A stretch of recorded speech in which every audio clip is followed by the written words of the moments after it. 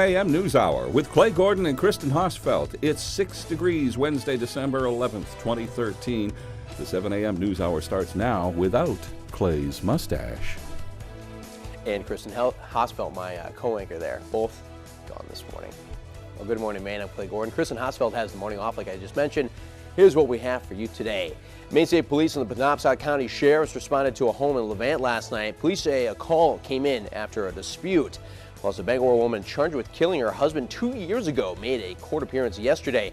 The question that still remains, is she competent to stand trial? And a dog rescued by firefighters after falling through the ice in Auburn. We'll take you there. Now, all that and more local news is on the way, but first, here's meteorologist Jim Dickey with a look at your forecast. Turning colder here across the region today. Your accurate weather forecast is brought to you by Quality Jewelers, 57 Washington Street, Penobscot Plaza, Bangor. For buying that perfect gift or selling your silver or gold, it's Quality Jewelers. Cold air moving in on the back of some breezy conditions. Winds fairly strong out of the north and west here. Now a storm continues to pull away, moving out to the north and east, taking the clouds with it. We'll still see a couple flurries here, especially later on. There is a weak system approaching, but mainly a dry day. Again, the big story, the winds and the cold. Temperatures have backed off by a good 10 degrees across the region and will be even colder as we head into the day tomorrow. So stepping across the board here, again, keeping it cold. Freezing point for Eastport, 31 to Machias with some sunshine.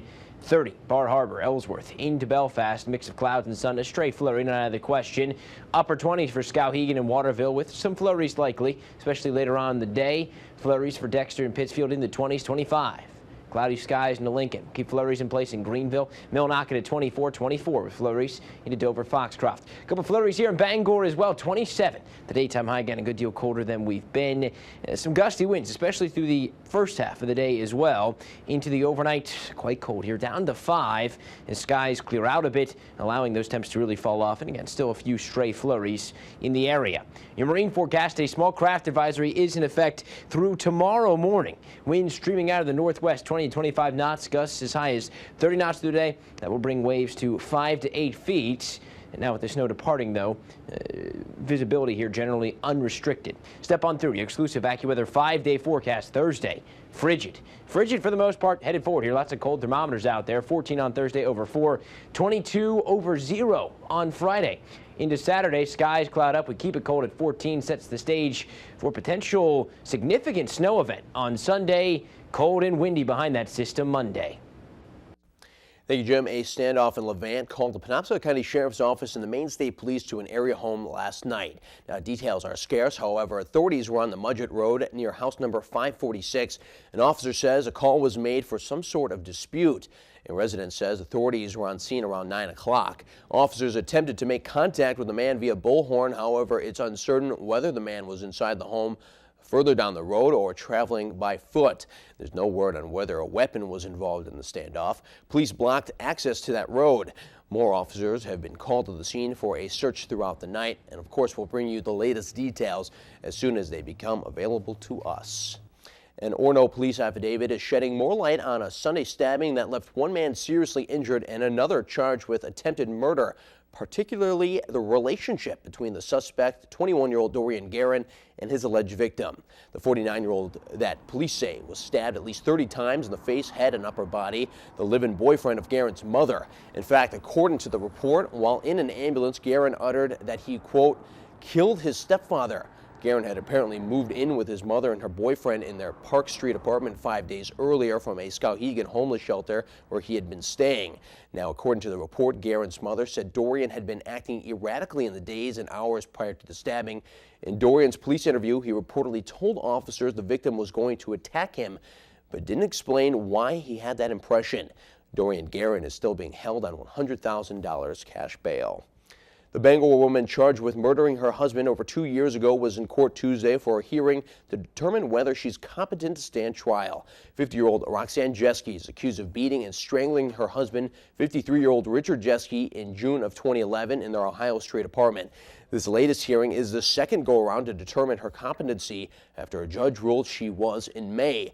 Yesterday, 2 state experts took to the stand, one arguing Jeske is able to communicate with her attorneys and assist in her defense. The other stated outright that Jeske is legally competent. Jessie's defense says she has deteriorated rapidly.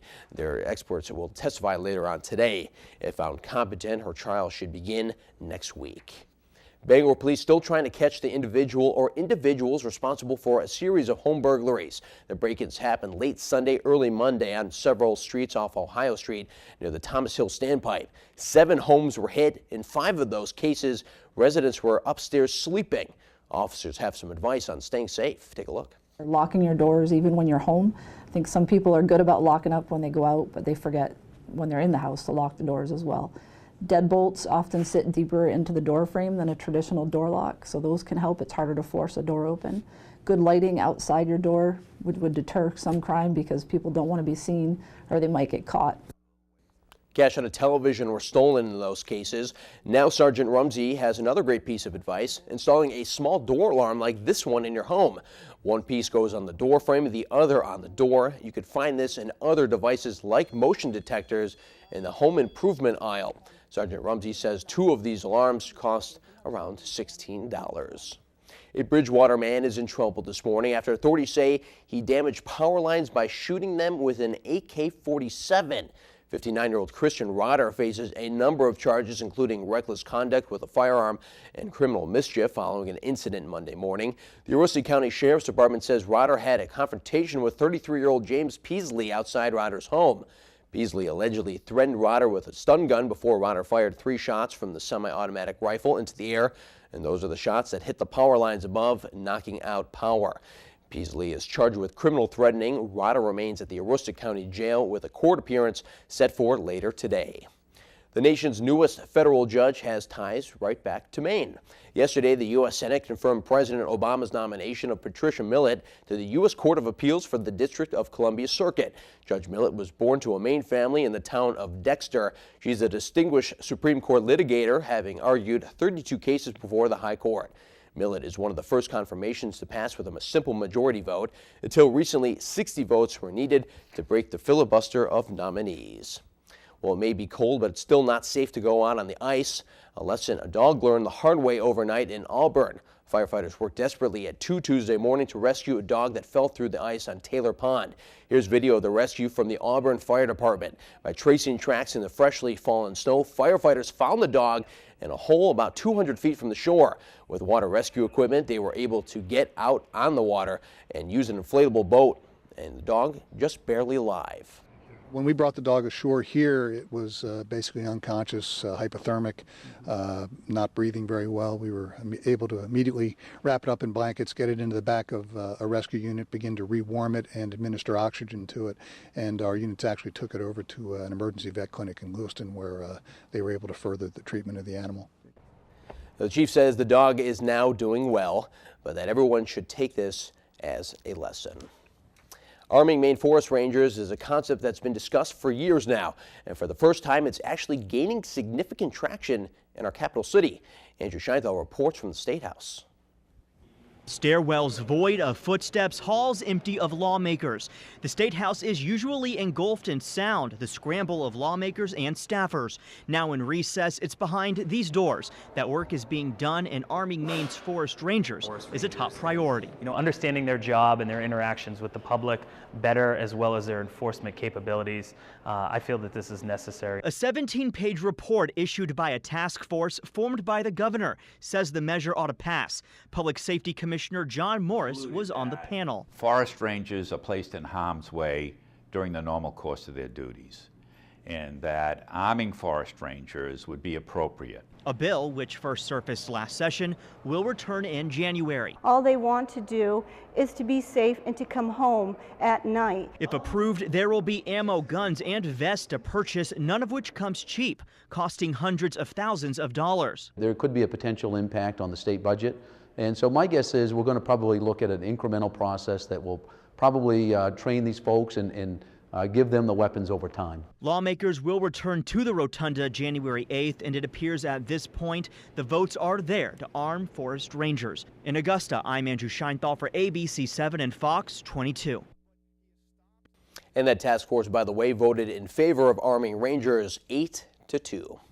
Now in other political news, independent gubernatorial candidate Elliot Cutler was in Bangor Tuesday touring the heart of downtown and talking with business owners. And when asked about the Queen City, Cutler offered this. Well, first of all, I'm home. That's important. I like to come home as often as I can. It's a great city, you know. I always say that Bangor is the biggest city of 30,000 people in the whole world because of the way it thinks and feels about itself. It's absolutely true. Starting the tour with a burrito from Verve, Cutler, alongside city councilors Nelson Durgan and Josh Plord, stopped at storefronts like Rebecca's and Giacomo's, each one part of the bigger picture, they say. This city is responsible for $1.2 billion of sales every single year. I mean, this is the marketplace for a huge region, and every single small business in this city is an important contributor to that economy. And staying with Elliott Cutler for a moment, the two-time candidate for governor has brought aboard a well-known face in Maine media and Maine politics. Crystal Canny, former communications director for Senator Angus King, who also handled press for King's 2012 campaign, will do the same for Cutler in 2014.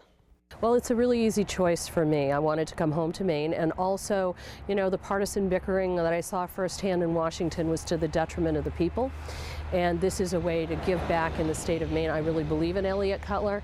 I think we need to take a look beyond the parties. In her role, Canny will oversee media relations, messaging, strategy, and social media. Now get this, folks, for the first time ever during the holidays, Bangor's Thomas Hill Standpipe will be open to the public today.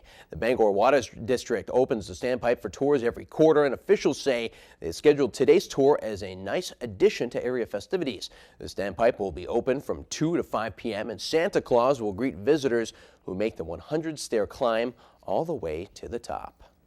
And still to come here this morning, the latest out of South Africa as tens of thousands of people brave the rain to attend the National Memorial Service for Nelson Mandela. But first, another quick check of our forecast here locally. Breezy with partial sunshine today. High may reach into the 30s. However, starting tomorrow, we see temperatures dip in our area in the teens Thursday and a cold wave Saturday into Monday.